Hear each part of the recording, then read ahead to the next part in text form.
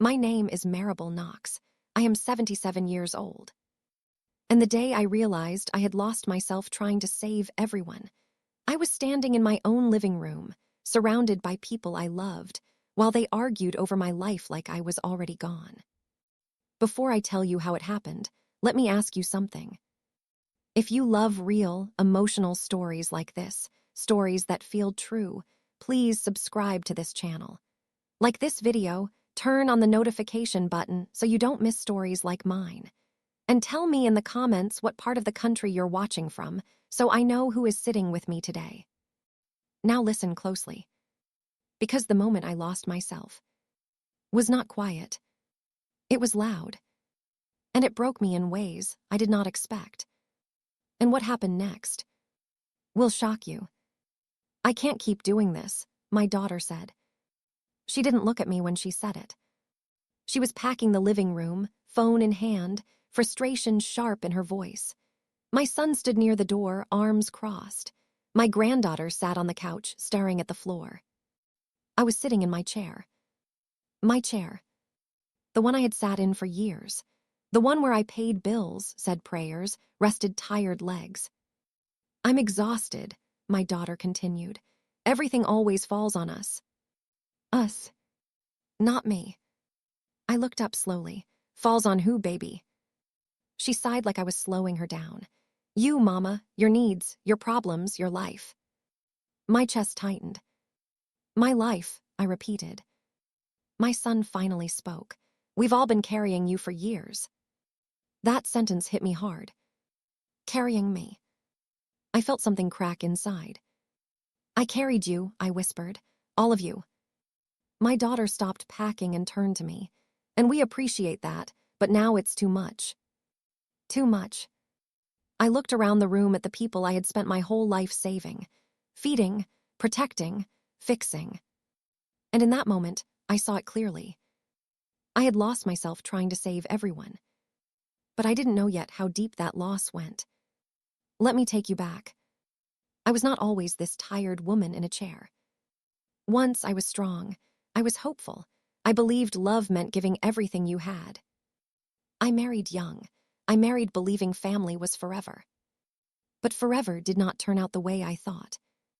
Their father struggled, with anger, with absence, with promises he could not keep. When things fell apart, I stayed. I stayed because someone had to hold the family together. That someone was me. When money ran out, I worked more. When emotions ran high, I calmed them. When people broke down, I stood up. I fixed everything. I thought that was love. I didn't realize that every time I saved someone, I stepped a little further away from myself. Years passed. Children grew. Problems changed shape, but they never stopped coming. My daughter leaned on me when her marriage fell apart. My son leaned on me when work didn't go right. Grandchildren leaned on me when their parents were tired. I was always there. Always available. Always strong. And slowly, I disappeared. I stopped resting. I stopped wanting. I stopped dreaming. I became what everyone needed. But I didn't notice what I was losing. The argument in the living room kept going. We need to make decisions, my son said. She can't handle everything anymore. I looked at him. I didn't ask you to. My daughter rubbed her forehead. See, this is what I mean, you won't listen. I've listened my whole life, I said quietly. She shook her head. You're being emotional. That word again. Emotional. The word people use when they want you quiet. I'm tired, I said. That doesn't mean I'm broken. My granddaughter finally looked up. Her eyes were full of worry. Grandma, we just want to help. I nodded. I know, baby. But help had started to feel like control. And love had started to feel like pressure. That was when my daughter said the words that made my stomach drop.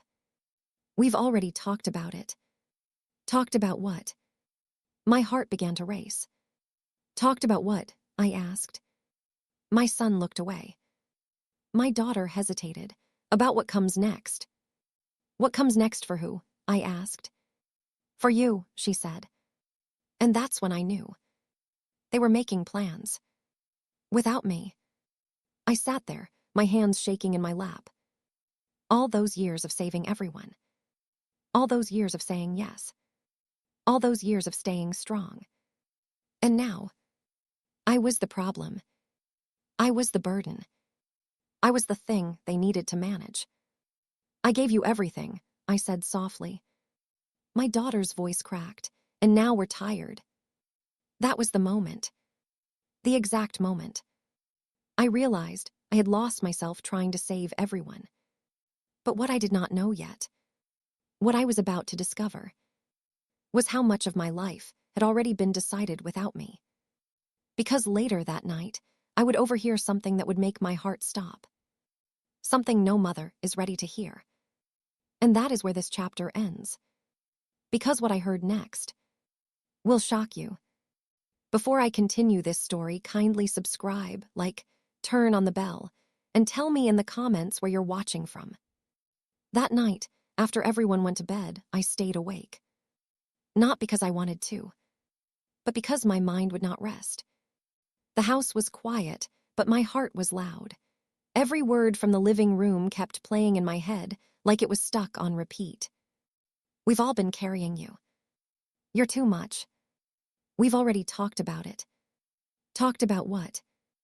I lay on my bed staring at the ceiling, my hands folded on my chest like I was holding myself together. I tried to breathe slow, the way doctors tell you to. In through the nose, out through the mouth.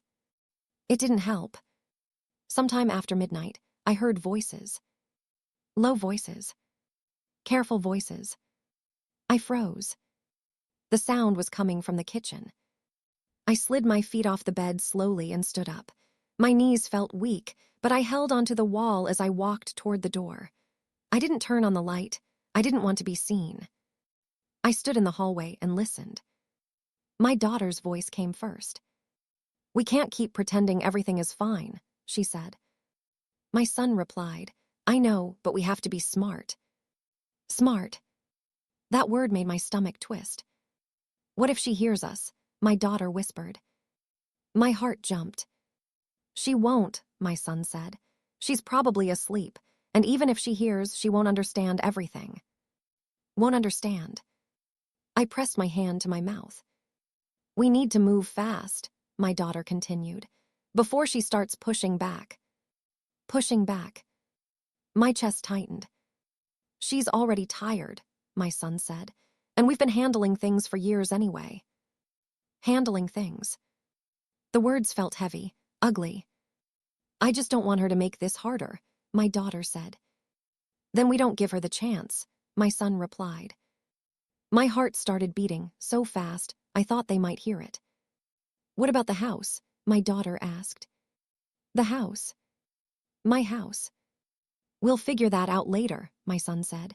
First things first. I leaned against the wall, my legs shaking. First things first. They were planning something. About me. Without me. I took a step back slowly, careful not to make a sound, and returned to my room. I closed the door gently and sat on the bed, my hands trembling. I had spent my whole life saving everyone. And now they were deciding how to handle me. I whispered into the quiet, Lord, what is happening? But the answer didn't come. Morning arrived too quickly. I woke up feeling heavy, like I hadn't slept at all. My daughter was already in the kitchen when I came out. She smiled when she saw me, but it didn't feel real. Morning, Mama, she said. Morning, I replied. She poured coffee and avoided my eyes. Did you sleep okay? I slept, I said. That's all. She nodded like that was good enough. We'll be busy today, she added, running around. About me, I asked. She paused for just a second too long. Just life stuff. Life stuff. I sat at the table and watched her move around the kitchen like everything was normal. Like she hadn't been whispering about me in the dark hours before. My son came in a few minutes later, grabbed his keys, and barely looked at me. You need anything today? He asked. I shook my head slowly. No. That was a lie. I needed honesty, but I could already tell I wouldn't get it. After they left, the house felt empty in a way I wasn't used to. I sat alone at the table, staring at my hands. They looked older than I remembered, veins showing, skin thin. These hands had cooked meals, cleaned messes, wiped tears, held bobbies, paid bills, worked jobs no one thanked me for. And now, they were trembling. I stood up and walked through the house slowly, like I was seeing it for the first time. Every room held a memory. Every corner had a piece of me in it. How did I lose myself here? I stopped in front of a small door near the back of the hallway, a storage room. One my children had started using more lately. The door was closed. That was strange. They usually left it open. I reached for the handle and turned it. Locked. My heart dropped. I stood there staring at the door, my hand still on the knob. Why would they lock a room in my own house? That question sat heavy in my chest. I didn't force it open. I didn't knock. I just stood there. Because deep down, I already knew. They were hiding something. And whatever was behind that door was part of the reason I had lost myself trying to save everyone. I walked back to my room and sat on the bed, my head in my hands. For the first time in my life, a thought scared me more than anything else. What if my love had made them comfortable taking from me? What if saving everyone had taught them I didn't need saving too? Tears slipped down my face, but I didn't wipe them away. I let myself feel it, because I could sense it now, clear as day. The truth was close, and when it came out, it would change how I saw my children forever, and how they saw me. That's where this chapter ends, because what I discovered next, behind that locked door, is something I was never prepared for. Before I continue this story, kindly subscribe, like, turn on the bell, and tell me in the comments where you're watching from. I stood in my room for a long time after I saw that locked door. I did not cry right away. I did not panic. I just stood there, staring at the wall, feeling something heavy sink into my chest. A feeling I had felt before, many times in my life, but never named. Being shut out. I had spent my whole life keeping doors open for everyone else. My home, my heart, my time. And now there was a door in my own house that I was not allowed to open. That realization hurt more than the argument from the night before. I sat on the edge of my bed and pressed my palms together, trying to steady myself. My mind kept going back to the whispers I heard in the kitchen. We need to move fast. We don't give her the chance. First things first. What were they afraid I would do if I had a chance? That question stayed with me all morning. I tried to go about my day like normal. I made my bed. I swept the floor. I washed a few dishes that were already clean, but everything felt off, like I was walking through someone else's life. Every few minutes, my eyes drifted back to the hallway. To that door. By afternoon, my chest felt tight again. Not sharp pain, just pressure. The kind that makes it hard to take a full breath. I sat down and rested, telling myself it would pass. This is what happens when you get tired, I whispered. But deep down, I knew it wasn't just tiredness. It was awareness. Later that day, my granddaughter came home from school early. She dropped her bag by the door and walked into the living room where I was sitting. "Grandma," she said softly, "are you okay?" I looked up at her face, so young, so gentle, the only one who still looked at me like I mattered. "I'm all right, baby," I said. She hesitated, then sat beside me. "Mom and Uncle have been stressed." "I know," I replied. She picked at her sleeve. "They talk about you a lot." My heart skipped. "What do they say?" She looked uncomfortable. "They say you've done too much for too long." I almost laughed. "That's a strange thing to complain about," I said. She frowned. "I think they're scared." "Of what?" I asked. She shrugged.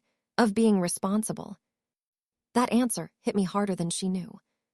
She stood up after a moment and went to her room, leaving me alone with my thoughts. Responsible. I had taken responsibility for everything for so long that no one else had learned how. That evening, my daughter came home later than usual. She looked tired, but determined. She stood in the doorway of the living room and crossed her arms. "We need to talk," she said. I nodded. "Then talk." She sat down across from me, her face tight. "You've been quiet today." "I've been listening," I replied. She sighed. "You're making this harder than it needs to be." "For who?" I asked. She avoided my eyes. "For everyone." That answer told me everything. "You locked a door in my house," I said calmly. Her head snapped up. "What?" "The storage room," I continued. "Why is it locked?" She hesitated, just for a second, but I saw it. "That's nothing," she said quickly. "Just papers." "What kind of papers?" I asked. She waved her hand. "Important things." "Important to who?" I asked. She stood up. "You're overthinking." There it was again. Overthinking.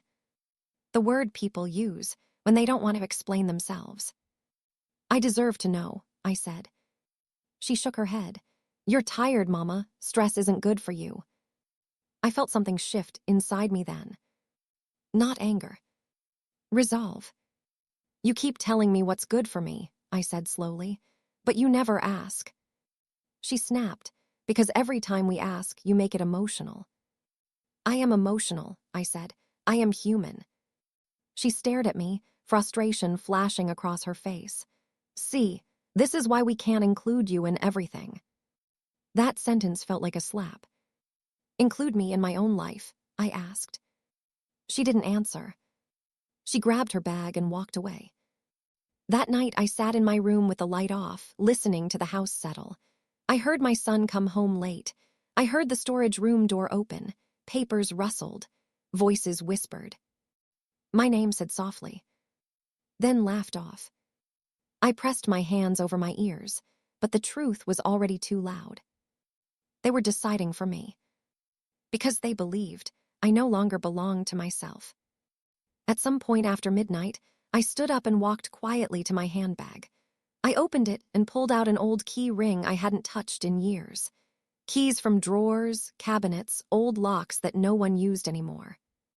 I turned them over in my palm. A thought came to me that made my heart race. What if one of these fits? I stood there, breathing hard. I wasn't ready to open that door yet, but I was getting close. I sat back down and whispered to the quiet room. I lost myself trying to save everyone. And for the first time, I added, "But I think I'm about to find myself again." Because tomorrow, I would do something I had never done before. I would stop asking for permission. And whatever was behind that locked door was about to come into the light. Before I continue this story, kindly subscribe, like, turn on the bell, and tell me in the comments where you're watching from. I woke up before the sun. The house was quiet, but not peaceful. It felt like the kind of quiet that comes when people are hiding things. I lay there staring at the ceiling, my heart beating slow but heavy. Today was the day. I didn't know exactly what I would do yet. I only knew I could not keep pretending anymore. I got out of bed and moved carefully through the house. My daughter's room was empty. My son's room was empty too. They had already left for the day. That gave me time. I stood in the hallway again, facing the locked storage room. The door looked the same as always, but it no longer felt harmless. It felt like a wall between me and the truth. I reached into my handbag and pulled out the old key ring. My hands were shaking. "Just look," I whispered to myself. "Just look." I tried the first key. It didn't fit. I tried the second. Still nothing. My heart started beating faster. I tried another key, then another. Each click that failed made my chest tighter. Then I tried a small, worn key near the end of the ring. It turned. The lock clicked open. I froze. For a few seconds, I just stood there, my hand still on the key, my breath caught in my throat. Part of me wanted to close the door again and walk away. Because once you see the truth, you can't unsee it. But I had already lost too much of myself to turn back now. I opened the door slowly. The room smelled like paper and dust. Boxes were stacked neatly. Folders sat on a small table in the middle of the room. My name was written on several of them. That alone made my knees weak. I stepped inside and closed the door behind me. I picked up the first folder and opened it. My hands started to tremble.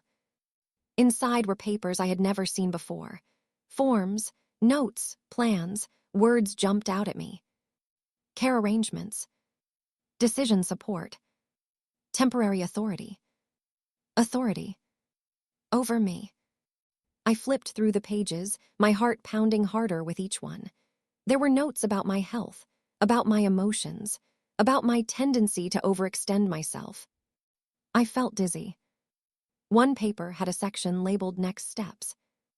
I read it slowly, my lips moving as I followed each word.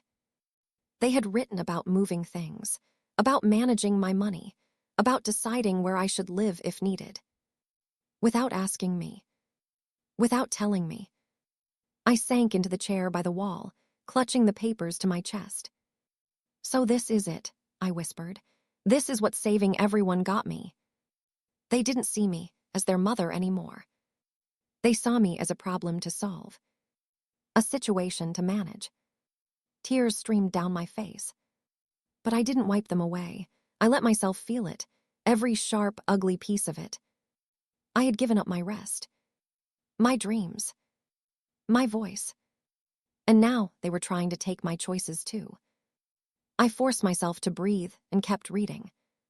At the bottom of one page, I saw signatures. My daughter's.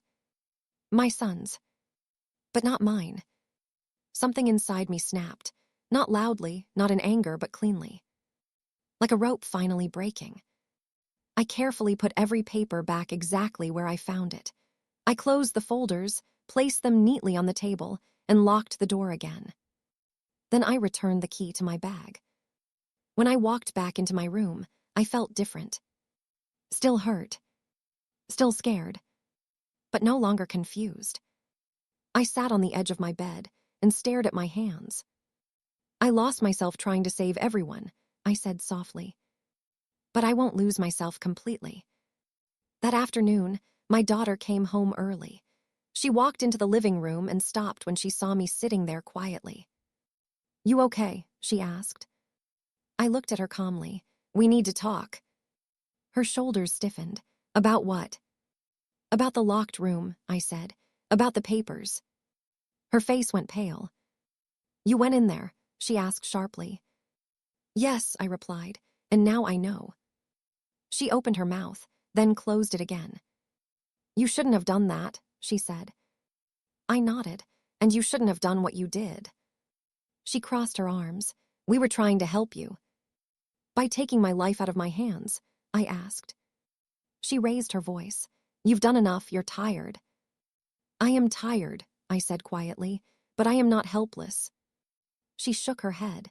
"You don't understand what's best for you anymore." That sentence landed like a slap. I stood up slowly. "I understand this," I said. "You decided I didn't matter." Her eyes filled with frustration. "That's not fair." "Neither is stealing someone's life because you're tired of carrying them," I replied. She stared at me in silence. Then she said something that made my stomach drop. "You're forcing us to take this further." The room went cold. "Further how?" I asked. She didn't answer. She grabbed her bag and left the house. I stood there alone, my heart pounding. Because now I knew something for sure. They were not done. And the next move they made would change everything. Before I continue this story, kindly subscribe, like, turn on the bell, and tell me in the comments where you're watching from. After my daughter left, the house felt smaller. Not empty. Smaller.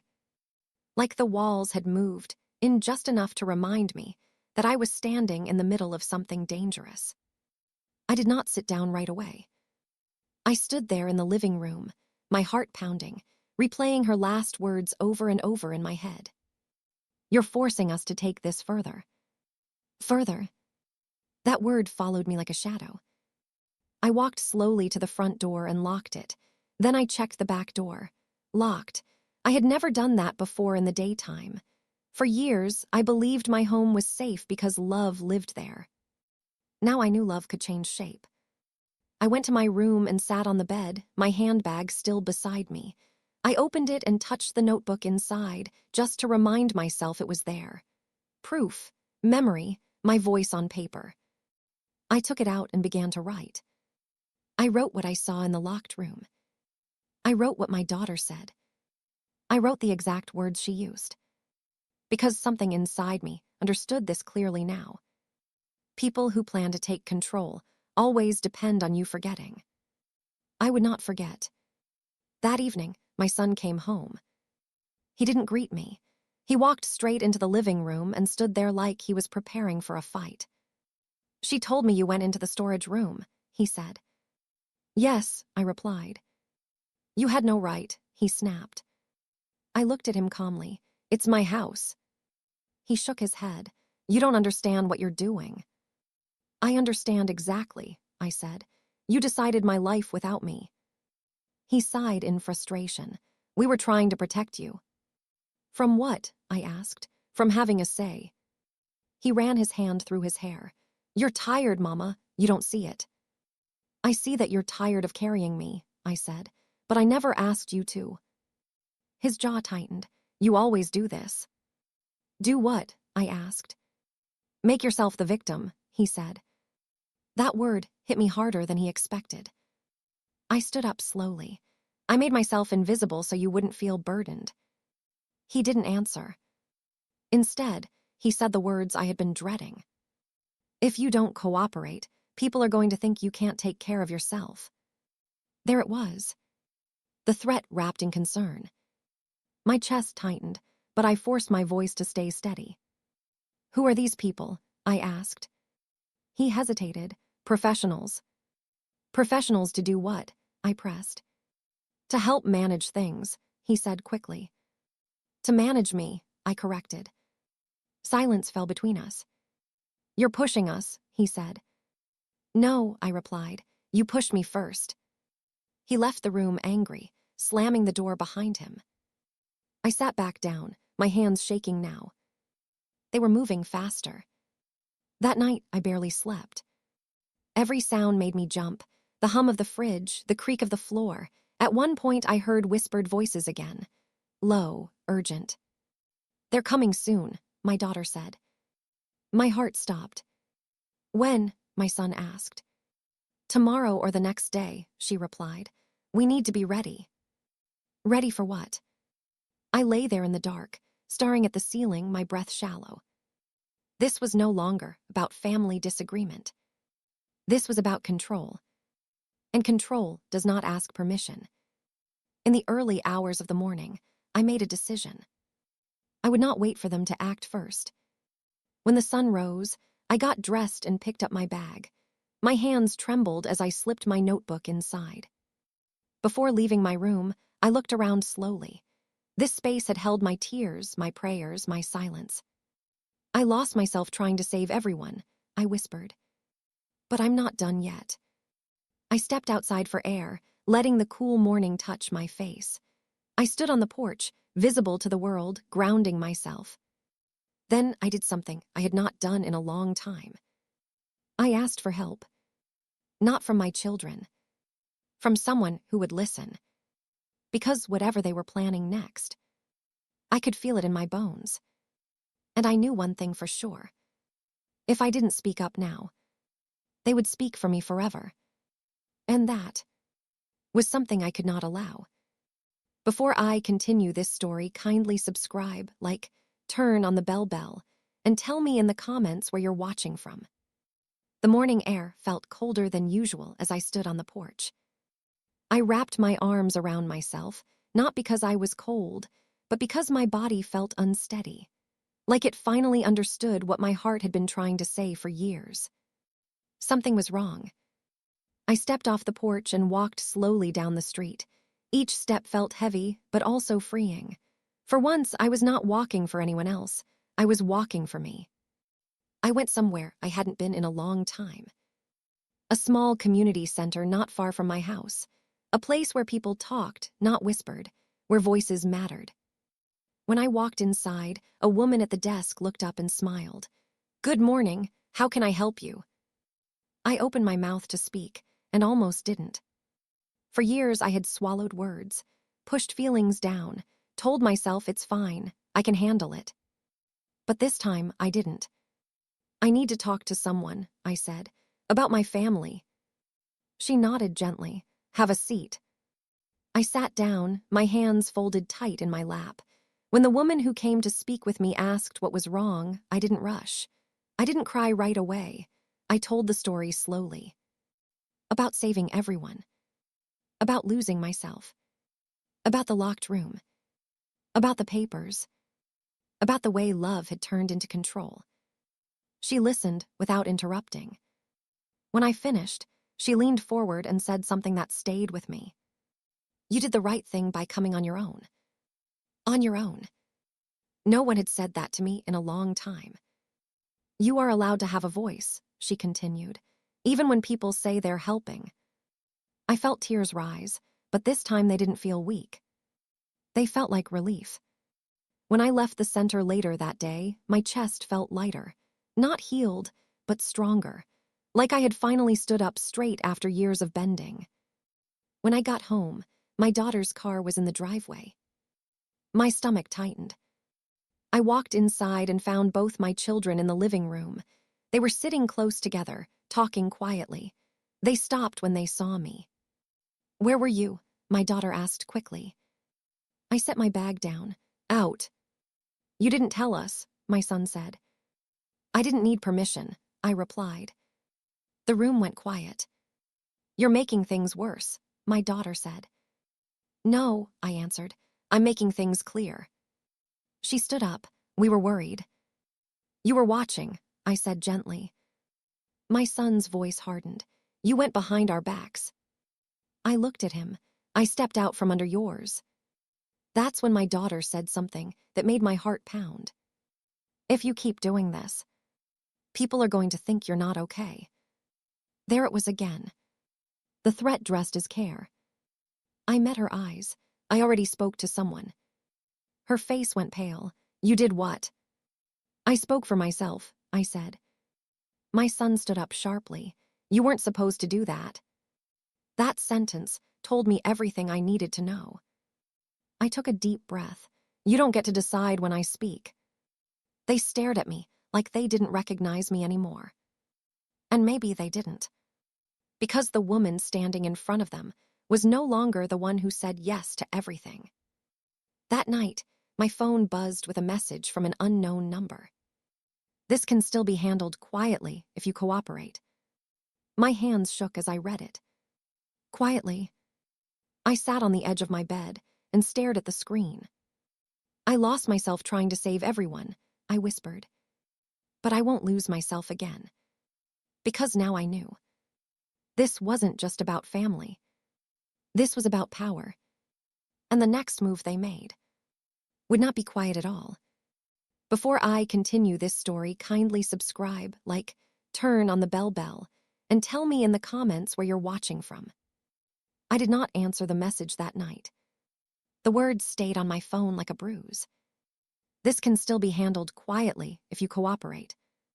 I read it again and again until the letters started to blur. My hands were shaking, but I did not drop the phone. I wanted to remember exactly how it felt in that moment. The fear, the disbelief, the way my heart felt like it was trying to escape my chest. Quietly. That word followed me as I lay down on my bed. Quietly meant without my voice. Quietly meant without my choice. Quietly meant disappearing while still breathing. I turned my face to the wall and closed my eyes, but sleep did not come. Every sound in the house felt louder than before. The floor creaked. Pipes clicked. Somewhere outside, a car passed slowly. I pressed my palm against my chest and whispered my name. Maribel. I had not said my own name out loud in a long time. I said it again. Maribel Knox. I needed to hear it, needed to remind myself that I was still here. that I still existed outside of what my children decided.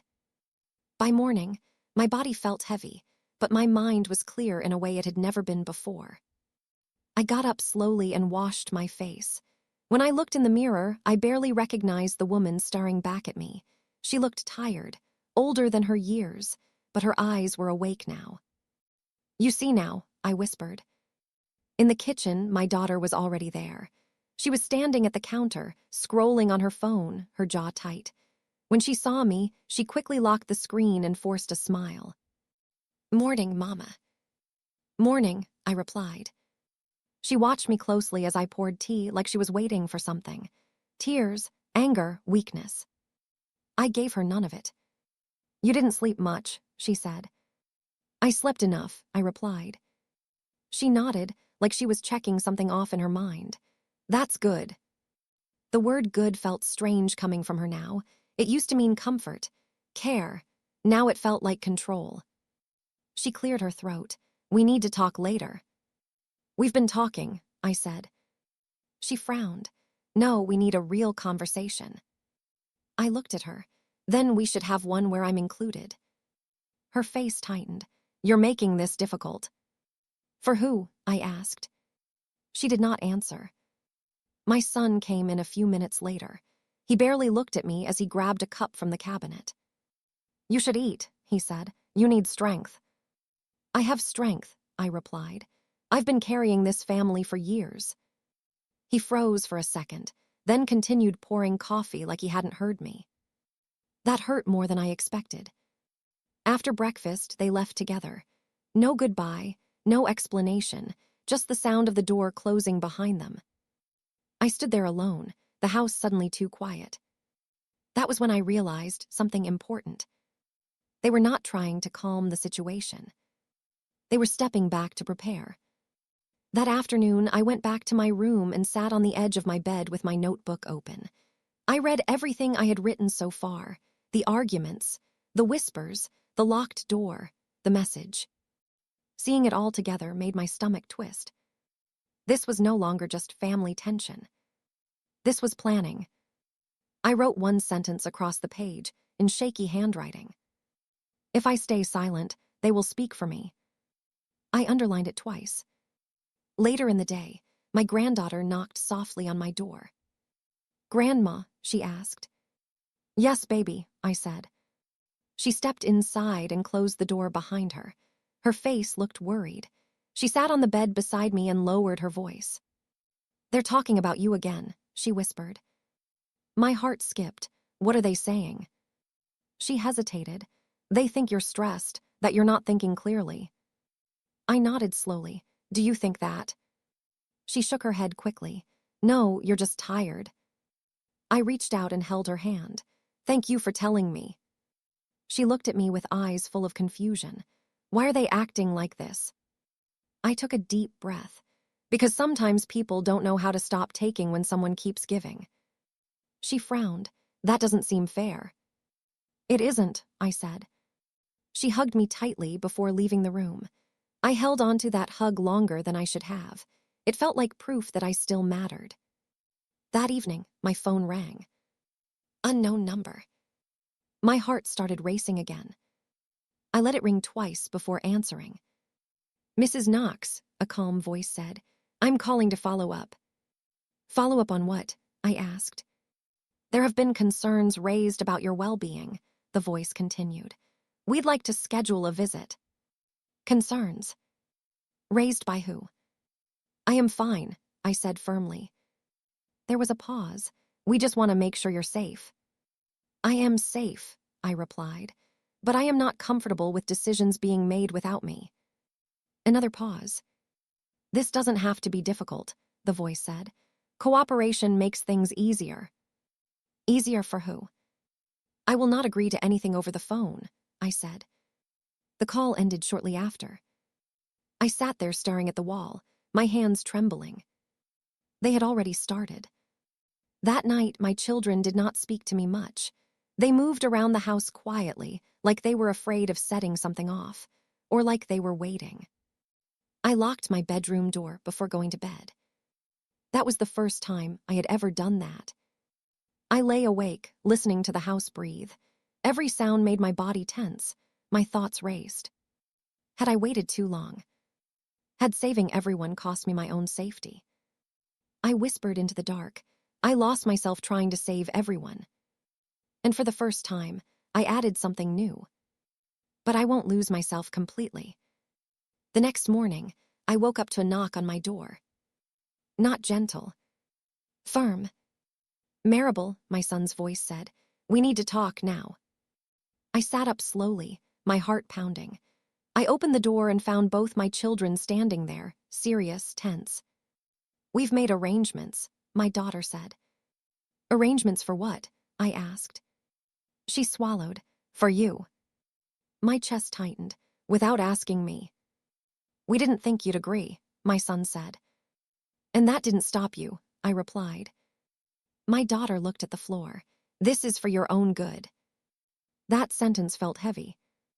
They stepped aside, and that's when I saw it. A folder in my son's hand. Thicker than the others.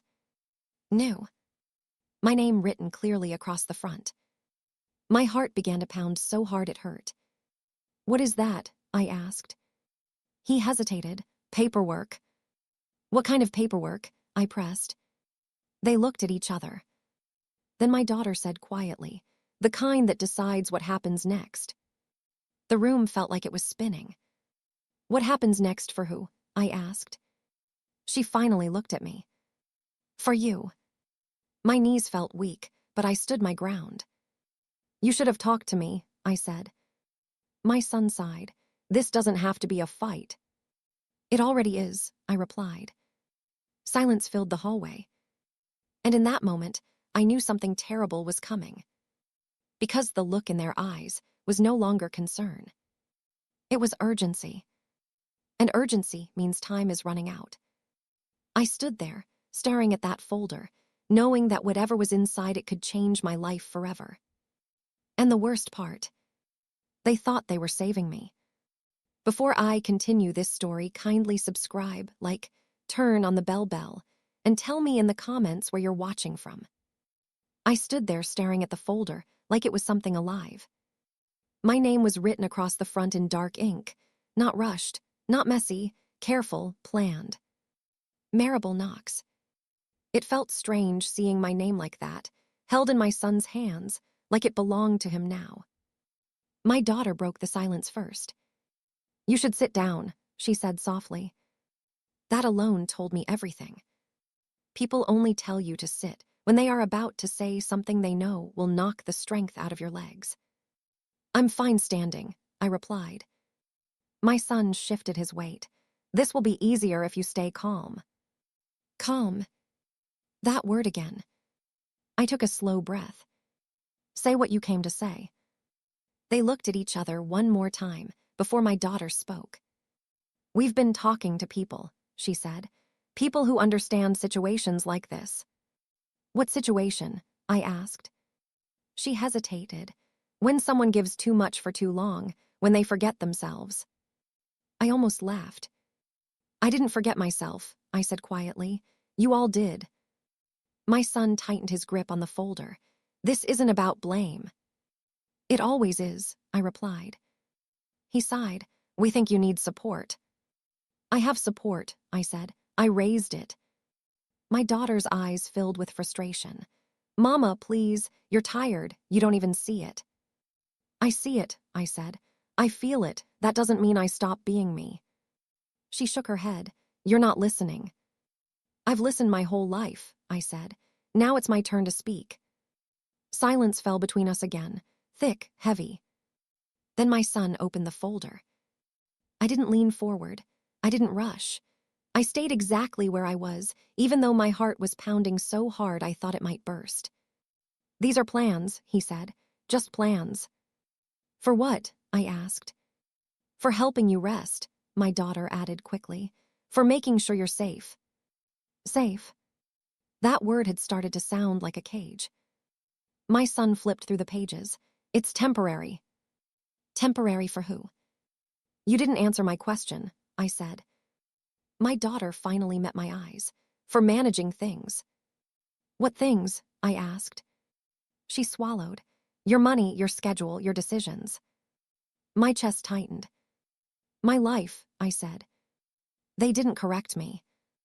That silence was louder than anything they could have said. You didn't ask me, I whispered. We knew you'd say no, my son replied. And that didn't matter to you, I said. He looked away. That hurt more than the papers. I stepped forward slowly. Let me see it. My son hesitated. You'll get upset. I'm already upset, I said. Give it to me. He handed the folder over. My hands were shaking as I opened it. Page after page. Words written neatly, carefully, like this was all very reasonable. Notes about my health, about my stress, about my habit of overextending myself, suggestions about where I should live if needed. I read slowly. I forced myself to read every word. At the bottom of one page, I saw lines for signatures. 2 were already signed. My daughter's. My son's. The 3rd line was blank. Mine. Something inside me went very still. You expected me to sign this, I said. Yes, my daughter replied. Eventually. After you wore me down, I asked. She flinched. You were going to wait until I was scared enough, I continued.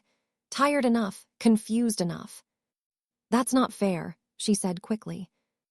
Neither is this, I replied, holding up the folder. I felt tears burning my eyes, but I did not let them fall. Not yet. I lost myself trying to save everyone, I said, but I did not lose my mind. My son exhaled sharply. This is exactly what we were afraid of. What? I asked. That I'd stand up. That you fight, he said. I'm not fighting, I replied. I'm refusing. That word changed the air. Refusing meant I still had power. My daughter's voice dropped. If you don't sign, this will get complicated. Complicated how? I asked. She looked at my son. He looked at the floor. My stomach dropped. You already told someone, didn't you? I said. Neither of them answered. You already started something, I pressed. My daughter whispered, we just asked questions. Questions that came with consequences.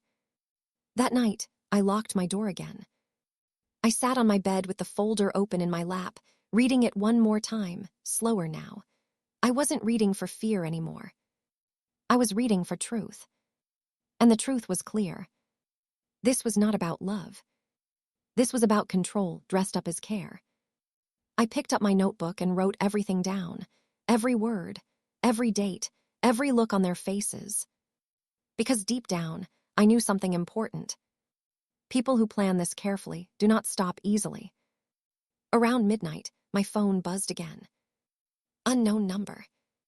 I stared at it, my heart racing. Then another message came. We can make this easier if you cooperate. Cooperate. The same word. My hands trembled as I typed one sentence back. I am not the problem. The reply came quickly. We'll see. I dropped the phone. Fear washed over me then, real and cold. Not fear of my children. Fear of what they had already started without me.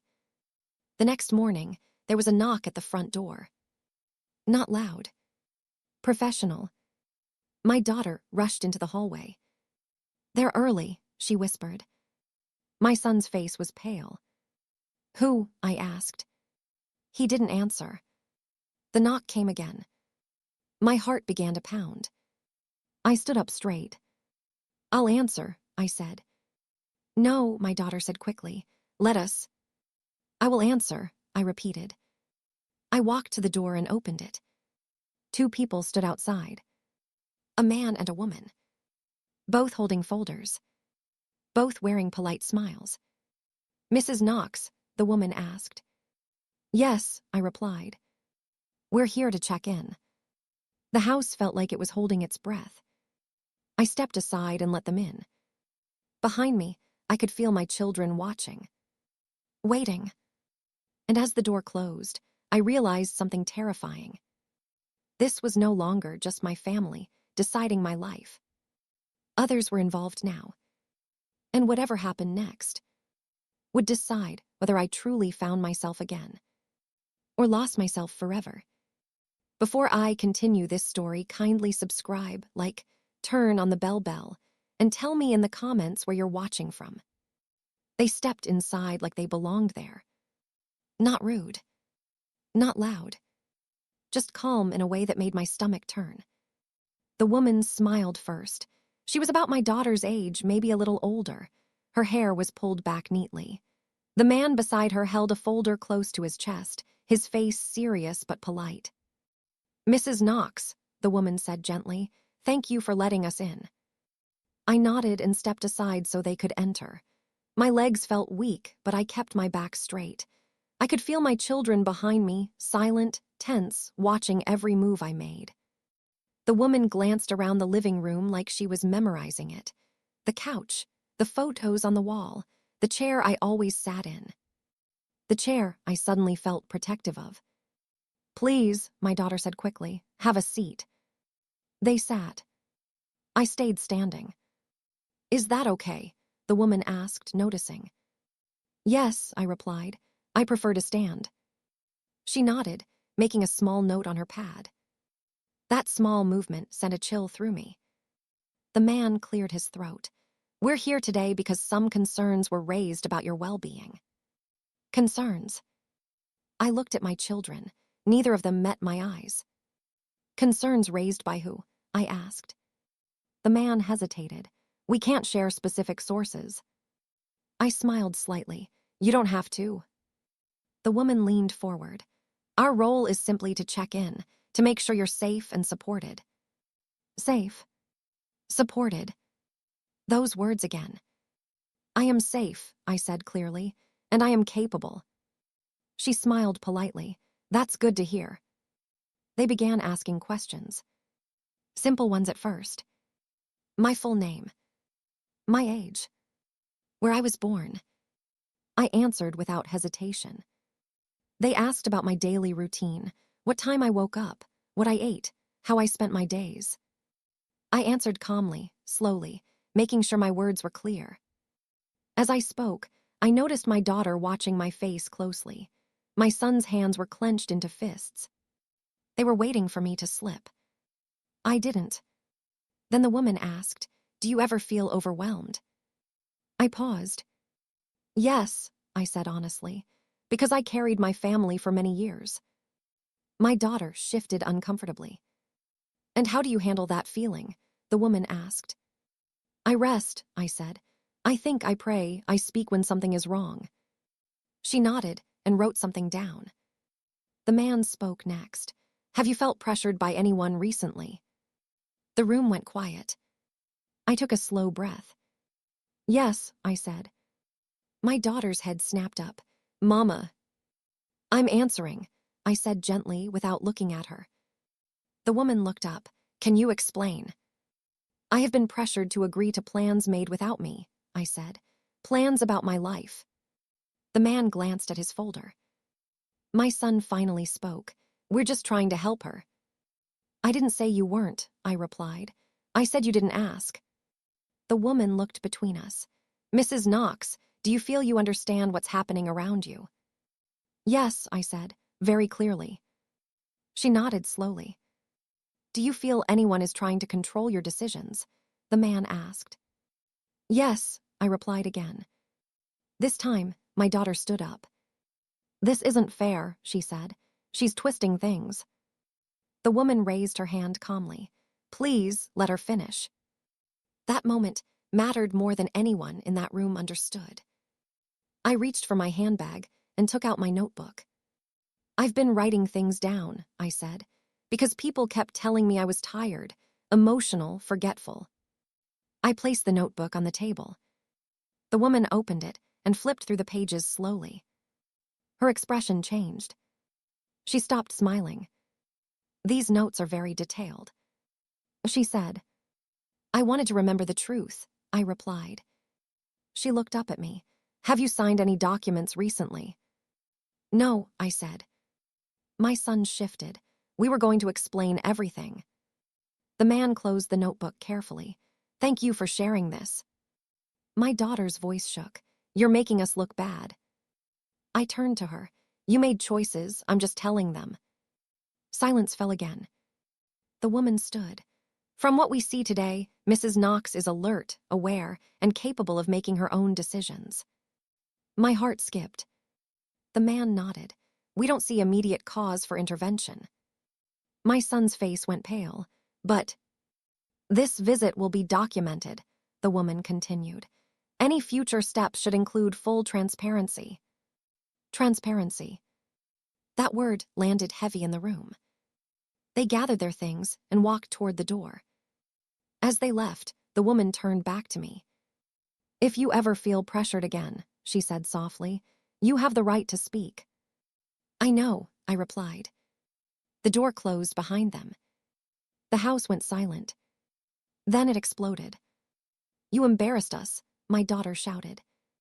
You went too far, my son said sharply. I sat down slowly, my legs finally giving in. I told the truth. My daughter paced the room.